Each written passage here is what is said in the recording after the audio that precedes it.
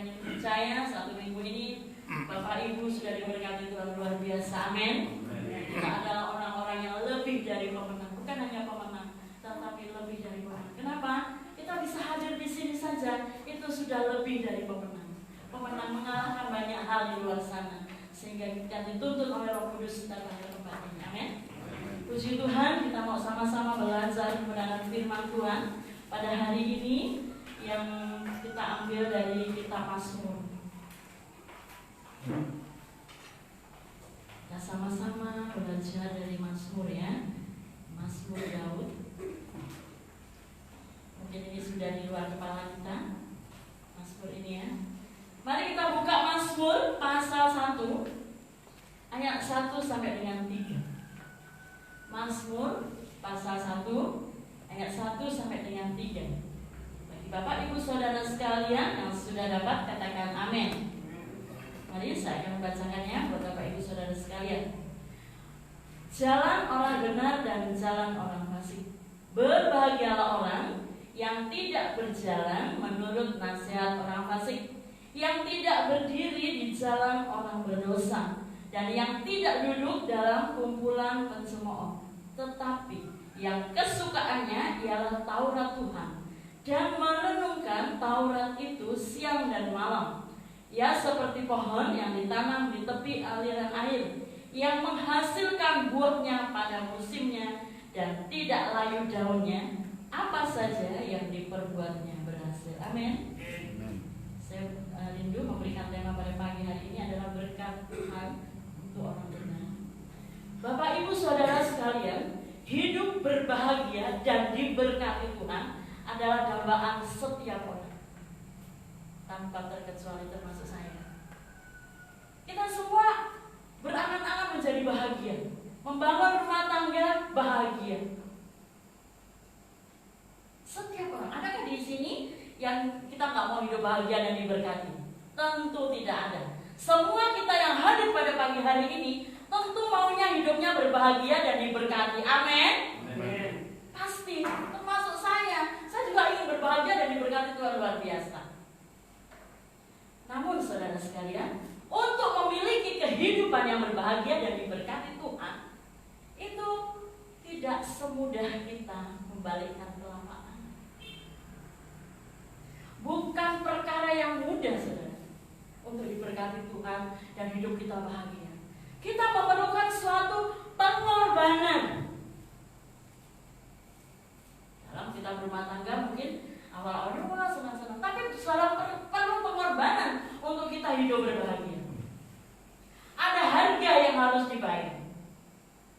Ada waktu yang harus kita bayar untuk kita mencapai hidup yang berbahagia. Oh, hidup saya sudah berbahagia, puji Tuhan. Ya, saudara ya.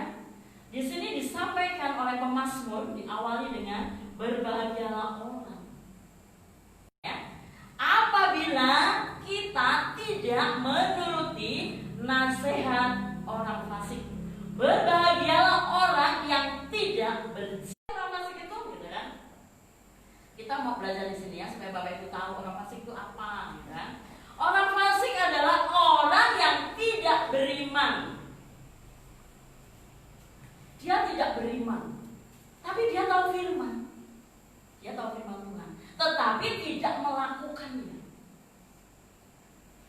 Nah, di situ orang fasik itu seperti itu gambarannya. Dan orang berdosa, kita tahu semua orang berdosa itu seperti apa. Orang yang menuruti hawa nafsu duniawi, yang melakukan hal-hal yang bertentangan dengan firman Tuhan. Orang berdosa. Sekarang pencemooh itu apa? Orang yang sukanya mencari-cari kesalahan orang lain, suka mengejek, suka bergosip, suka mengambil dan sebagainya, seperti itu. Pencemooh suka menghina-hina orang. Orang jalan aja di nilai-nilainya kan, dia tuh gendut lah, apalah, ya roknya begini, tanda begitu, itulah orang pencemooh. Dan kita tidak boleh. Di situ dikatakan tidak berjalan menurut nasihat orang fasik. Ini saudara, orang fasik, orang berdosa, pencemooh itu gambaran kehidupan di dunia nyata. Bapak Ibu Saudara tanpa disadari kadang-kadang kita punya masalah nih, curhat ke orang. Aku begini sampai aja. Terus kita tanpa sadar dia tidak tahu orang itu orang fasik atau orang benar. Terus orang itu memberikan solusi. Oh, kamu harus begini, kamu harus begini, kamu harus begini. Terus kita mulai berpikir, oh ya benar ya katanya ya. Terus kita ikuti. Saudara, apa yang terjadi? Hidup kita nggak berjalan mulus karena mengikuti nasihat si A yang hidupnya nggak benar, yang orang yang nggak beriman kita ikuti. Akhirnya kehidupan kita, jalan kita ini di tengah jalan buntu. Secara logika kita selalu bilang, oh ya benar ya. Contoh, ya ada satu rumah tangga itu mengalami masalah. Suaminya begini, istrinya begini. Oh, terus salah satu orang itu datang menasihati, lebih kamu baik kamu cerai aja. Dia itu udah nggak berguna, katanya kan. Begini. Terus si ibu ini selalu bilang, benar juga yang dikatakan si A. Padahal itu tidak benar. Dia bukan orang beriman menasihati kita orang beriman. Apa jadinya? Jalan kita buntu di tengah jalan. Akhirnya kita galau, pusing. Salah siapa? Salah kita. Kita menuruti nasihatnya yang tidak orang yang tidak beriman tadi. Tetapi kalau kita ada masalah, langsung ke Tuhan. Tuhan ini loh saya ada masalah Tuhan. Tuhan akan menyelesaikan. Atau kepada orang-orang yang beriman, curhat yang benar. Atau Pak Pendeta bimbing, dia akan menasehati nasihat sesuai dengan firman Tuhan. Nah, seperti itu kadang-kadang kehidupan kita dalam perjalanan waktu ya, dalam perjalanan kehidupan kita di tengah perjalanan itu mengalami satu kebuntuan. Buntu sana, buntu sini, atas yang nggak buntu. Kenapa? Karena kita selalu curhat atau kita selalu mengikuti nasihat orang-orang yang tidak beriman. Oh dia Kristen Bu, iya belum tentu dia beriman. Kristen belum tentu dia beriman sungguh-sungguh kepada Tuhan. Kok Kristennya Senin Kamis kata orang Jawa, Senin datang Kamis pergi. Kristen yang tidak sungguh-sungguh. Ketika hidup kita menuruti nasihat orang yang tidak beriman, kita pasti jalan hidup kita di tengah jalan mengalami gangguan-gangguan yang membuat kita lemah iman. Padahal salah kita sendiri. Nanti begitu trouble, nyalainnya Tuhan. Tuhan kenapa ini? Katanya kan. Padahal diri kita sendiri ini loh menerima nasihat orang-orang yang tidak beriman. Waktu itu Bapak Ibu Saudara kita sudah menghentikan. Jadi orang-orang fasik itu orang yang tidak beriman. Dia mengenal Tuhan, tapi dia tidak melakukannya. Dan di sini Raja Daud menulis mengawali mazmurnya itu, berbahagialah kita yang tidak berjalan menurut nasihatnya, nasihat orang fasik ya sama. Bapak Ibu Saudara, selama kita ini hidup ya, menuruti ketiga orang ini ya, orang fasik, orang berdosa, orang pencemooh, maka berkat-berkat Allah, kebahagiaan itu masih jauh dari kita, jauh banget. Tetapi apabila kita merenungkan Taurat Tuhan, kesukaan kita ini merenungkan Taurat Tuhan, dan yang merenungkan Taurat itu siang dan malam, luar biasa kehidupan kita. Saudara, kita menempatkan firman Tuhan itu yang terutama, bukan hanya sehari dua hari. Ini siang dan malam, artinya continue terus menerus kita baca dan merenungkan dan lakukan. Bukan hanya kalau kita ada masalah aja, atau bukan hanya sekedar baca aja. Tidak, saudara. Itu merenungkan firman Tuhan ini siang dan malam. Artinya menjadikan firman Tuhan ini satu-satunya yang utama dalam kehidupan kita. Pagi hari ini saya mendapatkan rema dari sebuah cerita ya. Ibu ini bercerita kepada saya, Bu, kok di gereja si A itu setiap itu dibagiin minyak urapan, diurapi supaya tidak ada corona. Terus pada hari-hari tertentu ke gereja harus pakai baju ini dan lain-lain. Aduh, di Alkitab nggak ada tuh. Makanya saya bilang, kita ini kenapa terombang-ambing pada situasi pengajaran yang tidak pasti? Kenapa? Karena kita nggak pernah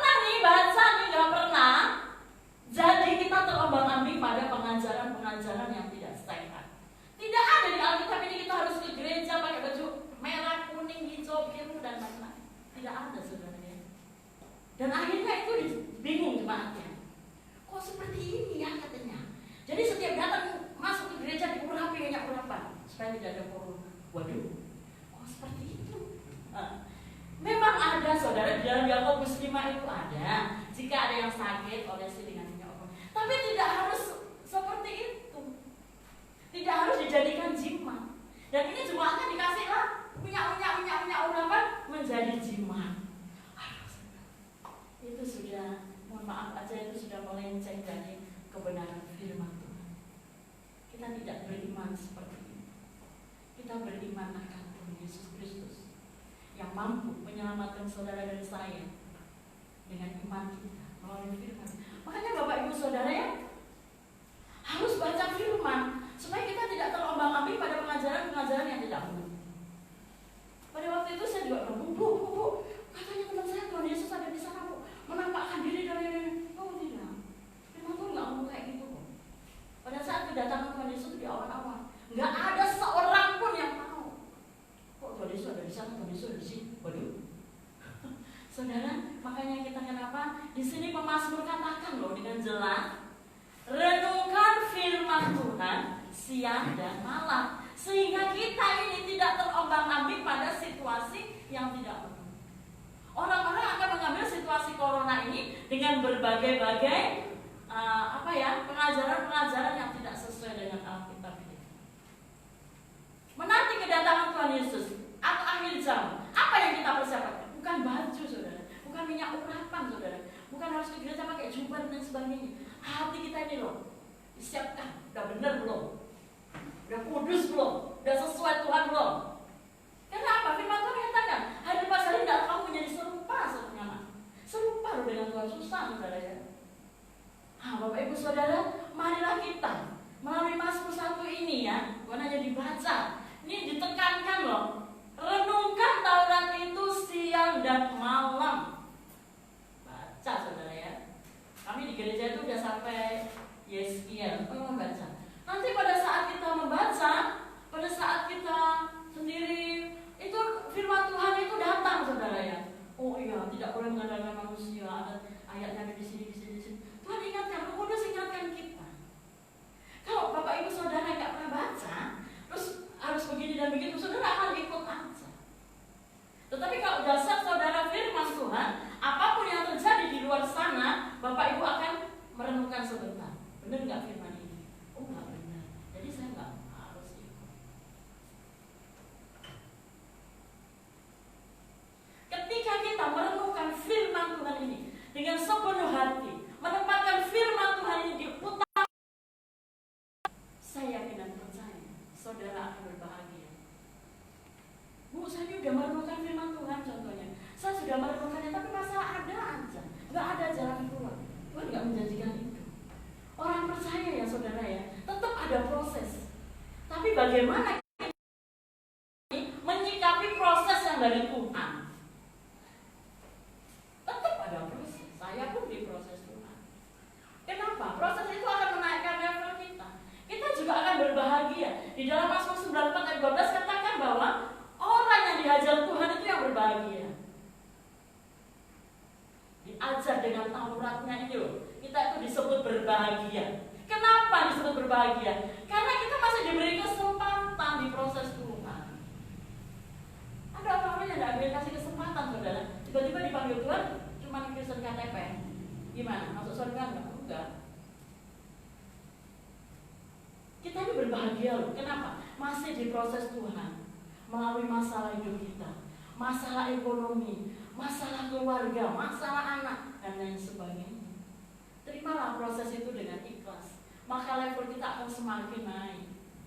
Saya tadi bilang, Bu, saat ini penampian. Ketika kita ditampi itu ya, yang padi yang kosong-kosong itu tetap dia keluar, yang berisi-isi tetap masuk. Ketika kita merenungkan firman ini, menjadikan firman Tuhan ini yang utama dalam kehidupan kita, walaupun kita ditampi dengan apapun lah, kita tetap berada dalam genggaman Tuhan. Amin. Yang sembarangan saudara ya. Saya udah ke gereja gini, belum tentu. Renungkan firman Tuhan. Di dalam firman Tuhan ini begitu banyak janji-janji dan berkat-berkat Tuhan. Bukan hanya kita diberkati secara materi, saudara. Ini berkat kerja kedamaian, damai sejahtera, kesehatan, umur panjang. Tuhan janjikan. Tapi kita harus sungguh-sungguh dalam Tuhan. Ketika kita menempatkan firman Tuhan lebih utama dari apapun, kita seperti apa di ayat 3? Seperti pohon yang ditanam di tepi aliran air. Nah, coba kalau di kampung-kampung ya, itu ada sungai, di samping-sampingnya ada pohon-pohon. Pernah kekeringan ya? Pernah saudara. Tetap aja itu, gak pernah mati juga. Walaupun kadang-kadang gugur, itu musim gugur, tapi nanti tumbuh lagi tunas-tunas yang baru. Hidup kita juga seperti itu. Kita mengalami pasang surut itu biasa, tapi kita akan bertunas. Dan semakin rimbun pohon-pohon di tepi sungai-sungai itu.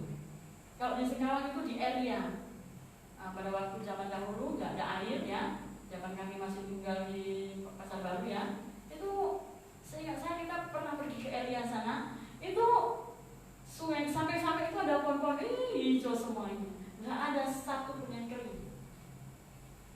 Firman Tuhan up to date, real dari zaman ke zaman. Di sini dikatakan, ia seperti pohon yang ditanam di tepi aliran air. Pohonnya nggak pernah layu saudara ya, yang menghasilkan buahnya pada musimnya, selalu berbuah. Dan yang tidak layu daunnya, apa saja yang diperbuatnya menjadi berhasil. Kadang-kadang kita mengklaim janji firman Tuhan, Tuhan janjimu Tuhan, apa saja yang diperbuatnya, apa saja yang saya perbuat pasti berhasil. Tunda dulu, di atasnya masih ada. Kita harus apa dulu? Kita harus hidup benar di hadapan Tuhan. Tidak menuruti nasihat orang fasik, tidak duduk dalam kumpulan pencemooh, tidak berdiri di depan orang berdosa. Bu, nggak bisa lah, kita masih di dunia ini. Iya, tapi kita yang menjadi berkat bagi orang lain. Ketika orang itu bergosip, kita bilang, jangan bergosip kok, berdosa. Ketika orang lain mengajak kita hal-hal yang tidak benar, contohnya mencuri, oh tidak, itu berdosa. Langsung kita beri rambu-rambu bahwa kita ini orang benar-benar di dalam Tuhan. Jangan mau kita ikut hal-hal yang tidak benar. Kadang-kadang dalam dunia nyata nih, kita bekerja itu ada pimpinan. Dia kan nggak tahu, kita pergi aja katanya lewat pintu belakang. Kalau kita mengikuti orang itu, kita tetap berdosa. Kenapa? Ada pimpinan kita yang harus kita hormati. Kita taati, walaupun dia tidak melihat kita, tapi Tuhan melihat. Kita sudah duduk di mana? Orang-orang berdosa dalam kumpulannya, tidak menaati aturan. Aturannya pulang jam 2 atau jam 3 atau jam 11 gitu ya. Kita pulang aja, dia nggak ada di tempat itu. Kita ikut, kita berdiri di mana? Orang-orang berdosa. Itu kan hal kecil dan besar tetap dosa. Jadi kita harus benar-benar bisa memilah ini dosa, ini tidak dosa. Bu, itu kan dosa kecil, besar dan kecil itu tetap dosa. Dari kecil menjadi besar. Siapa sih yang berbuat dosa? Tuhan Yesus saja bilang, ayo yang nggak berdosa lempari wanita itu dengan batu. Semua nggak ada yang melempari, termasuk Tuhan. Dan aku pun tak mau bunuh engkau. Karena mereka merasa berdosa, kita pun orang berdosa. Tapi bagaimana kita menyikapinya dalam kehidupan ini? Hari lepas hari menjadi lebih baik. Hari lepas hari menjadi serupa dengan Tuhan. Sulit memang, tapi kita mau belajar. Dengan apa? Firman Tuhan. Firman Tuhan ini mengajari kita, menghajar kita, sehingga kita bisa dididik melalui firman Tuhan. Kalau liar mau jadi apa? Gak bisa saudara ya. Jadi kita harus merenungkan, mau gak mau saudara, yang Kristenan itu harus merenungkan firman ini siang dan malam. Bukan hanya saat kita susah, bukan hanya sehari 2 hari, bukan, setiap hari renungkan. Saya percaya semua kita di sini pasti ada HP yang Android. Di HP Android itu install saja Alkitab. Jadi di mana saja kita di pekerjaan, lowong-lowong kita bisa buka baca. Di mana saja atau di kampung atau di mana buka Alkitab. Jadi kita nggak akan terombang-ambing pada situasi yang nggak menentu kayak zaman sekarang ini. Zaman sekarang ini nggak menentu saudara ya. Begitu sulitnya, nggak sulit ekonomi aja, sulit anak-anak Tuhan. Tetapi kita yang sungguh-sungguh, Tuhan akan bela kita. Di segala situasi, apapun itu, situasi baik, situasi tidak baik, marilah kita sama-sama merenungkan firman. Dan sekarang pagi hari ini kita bisa merefleksi diri kita ya. Saya ini saat ini berdirinya di mana? Di orang fasik, atau di pencemooh, atau di orang-orang berdosa. Ini seperti cermin Mazmur ini. Kita bercermin, mengingatkan kita duduknya di mana. Makanya firman Tuhan nggak salah Tuhan. Di dalam satu firman Tuhan katakan bahwa janganlah kamu jauhkan diri dari pertemuan-pertemuan ibadah. Kenapa? Ketika kita jauh dari Tuhan, jauh dari perkumpulan orang-orang benar. Jangan meninggalkan ibadah. Kenapa? Kalau kita sudah meninggalkan ibadah, kita berdirinya di mana? Enggak jelas. Seorang berdosa, atau orang fasik, atau pencemooh. Kalau kita bersekutu di dalam Tuhan ini kita sama-sama ngomongnya itu firman Tuhan. Nah, kita sama-sama ngomongnya itu Tuhan itu baik, Tuhan itu ajaib, Tuhan itu luar biasa. Sedangkan yang lain belum tentu ngomongkan firman Tuhan. Yang pasti ngomongkan orang, ibu-ibu, bapak-bapak juga. Sekarang yang ngomong bukan hanya ibu-ibu, ada ibu-ibunya, bapak-bapak semuanya. Apa yang diomongkan gak jelas. Nah, makanya bapak-bapak, ibu-ibu, marilah kita semuanya, kita duduk, kita berdiri, itu lihat-lihat. Kita berteman juga lihat-lihat. Jangan teman yang menjerumuskan kita berteman sama dia. Nanti kita malah terikut arus. Di mana kita berteman, disitulah kita bertumbuh. Kalau teman kita maling, penjahat, lama-lama kita jadi penjahat. Padahal orang baik. Ada satu pemuda itu, dia ini anak yang baik, nurut sama orang tua. Ketika dia sudah besar, dia keduanya preman-preman. Lama-lama dia jadi preman.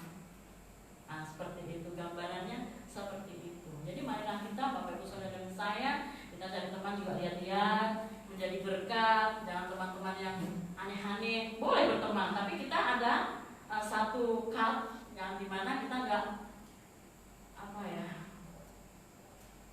ikut dia. Kita ada sendiri, beda warna. Katanya orang-orang beriman itu beda warnanya. Jadi kita memberi warna kepada mereka, warna yang berbeda. Kalau kita bilang nggak usah, itu berdosa. Nah, teman itu juga akan berpikir, oh ya benar, ya orang berdosa. Itu berdosa, bukan seperti itu. Jadi Bapak Ibu Saudara, merenungkan firman Tuhan itu sangat besar manfaatnya. Kenapa? Kita akan diberkati Tuhan. Kita akan tahu isi hati Tuhan. Kita akan tahu Tuhan itu maunya apa. Itu semua ada di Alkitab ini. Dari Kejadian sampai Wahyu. Maunya Tuhan itu seperti apa? Nah, di dalam apa kemarin Matius yang terakhir itu, maunya Tuhan apa? Pergi. Amal tanggung Tuhan Yesus tuh. Nah, kan saya dari Jawa ke sini pergi, meninggalkan keluarga saya, meninggalkan kemewahan, meninggalkan banyak uang, meninggalkan segalanya. Pergi ke sini hidup susah. Tapi nggak selamanya susah. Nah, gitu. Ikuti firman Tuhan. Apa maunya firman Tuhan? Oh, maunya saya itu harus hidup sungguh-sungguh dalam Tuhan. Pelayanan sungguh-sungguh. Nah, tadi malam saya sempat ketawa-tawa ya. Anak saya, bapaknya suruh, ayo pelayanan katanya. Karena masih kecil konsep pelayanan itu pelayanan yang menyembah Tuhan. Jadi saya tertawa dalam hati saya bukan malam-malam. Anak saya bilang itu bukan pelayanan, itu membantu katanya. Saya ketawa itu sampai sakit perut saya. Jadi apa pelayanan itu deh? Pelayanan itu menyembah Tuhan di gereja, haleluya, menyembah Tuhan. Tadi papiku itu melayani, bukan, itu membantu. Jadi konsep-konsep itu pada dasarnya kita juga mempunyai konsep yang seperti anak kecil tadi. Jadi pelayan itu harus stand up ini ya, berdiri, melayani Tuhan. Bukan. Melayan apapun itu tetap melayani. Di rumah tangga kita tetap melayani Tuhan. Katanya Tuhan bilang apa? Lakukan semuanya itu dengan tidak bersungut-sungut. Lakukan semuanya itu untuk Tuhan. Walaupun di rumah tangga ya susahnya kayak apa, istri itu tetap melayani Tuhan. Lakukan itu semua untuk Tuhan.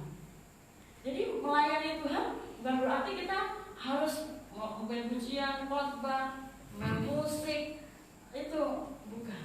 Itu juga bagian melayani Tuhan. Tapi melayani Tuhan yang sesungguhnya adalah kita ini hamba, lakukan orang lain.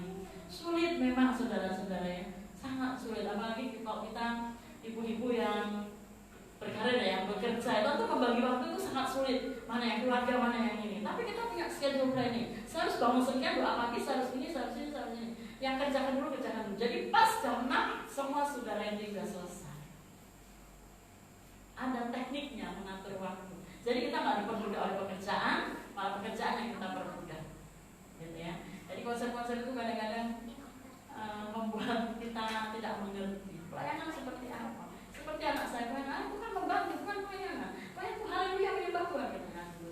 Saya ketawa anak itu papi salah itu, menyalahkan papinya, saudara ya. Kita kembali ke firman Tuhan. Ketika kita sungguh-sungguh konsisten untuk merenungkan firman Tuhan, kita mendapatkan hal-hal yang luar biasa dari Tuhan. Firman Tuhan katakan, cari dahulu kerajaan Allah dan kebenarannya, maka semuanya itu akan ditambahkan. Emang langsung ditambahkan? Enggak, perlu proses, saudara ya. Kami diproses Tuhan puluhan tahun, saudara. Dari kami gak punya apa-apa, naik sepeda buntut lagi, bengkok jadi 8 sepedanya itu kami naik berdua. Jalan kaki dari Pasar Baru ke Roban. Aduh, sampai kaki saya bengkak-bengkak. Dari aping ke aping bulu, bengkak kaki saya, saudara ya. Sakit saya di sana, sakit gitu ya. Ngontrak sana, ngontrak sini. Tuhan proses itu. Bagaimana kita melewati proses? Hampir juga proses itu gagal. Sempat Pak Pendeta bilang, kamu pulang aja. Kalau saya kos, orang nggak tahu. Enggak. Kalau kau di sini, aku di sini. Tak perlu kos-kos. Kita jalan aja. Proses sulit, saudara.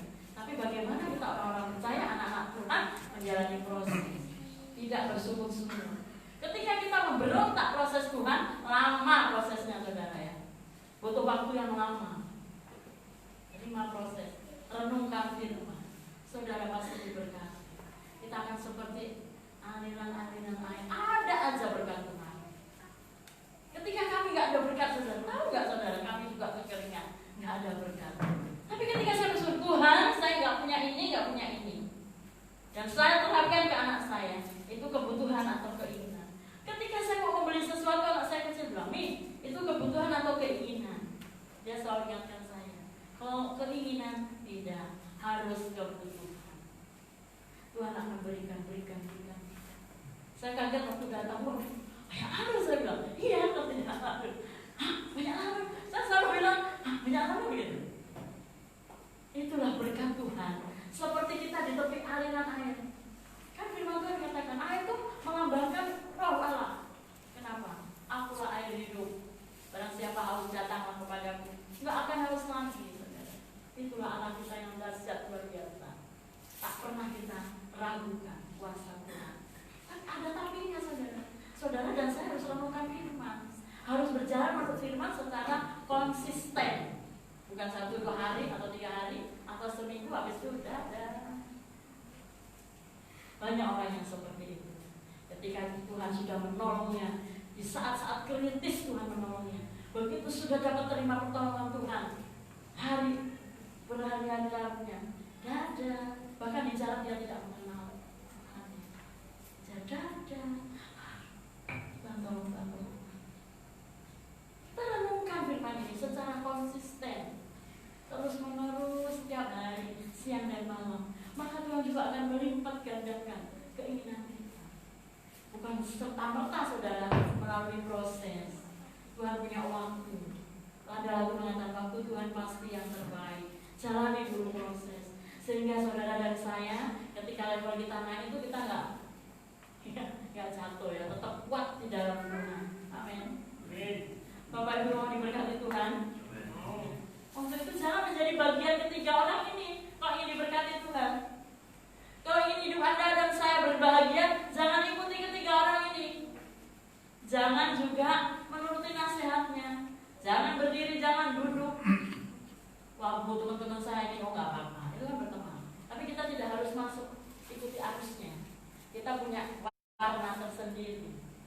Kita memberi warna bagi mereka. Mereka nggak ada warna. Kita beri warna yang indah, warna kasih, pewartaan Injil. Banyak orang yang takut corona, banyak yang takut. Tapi kami tidak takut. Hidup dan mati kami ada sudah tertulis dalam kitab kehidupan. Amin. Atau mati karena corona atau apapun, kami siap. Mati adalah keuntungan, hidup untuk Kristus. Jadi kita apapun keadaan, apapun situasi, kita sudah siap. Siap kapanpun Tuhan mau jemput kita. Jangan bilang saya nggak siap Tuhan, anak saya masih kecil. Nggak ada kaitannya itu. Jadi kapanpun, apapun itu, kita tetap siap. Jadi Bapak Ibu Saudara dan saya, marilah kita sama-sama merenungkan firman itu. Jadi hidup kita akan diberkati, hidup kita akan menjadi lebih baik, hidup kita akan diperbaharui hari lepas hari, dan hidup kita hari lepas hari menjadi sama seperti Tuhan. Amin. Si Tuhan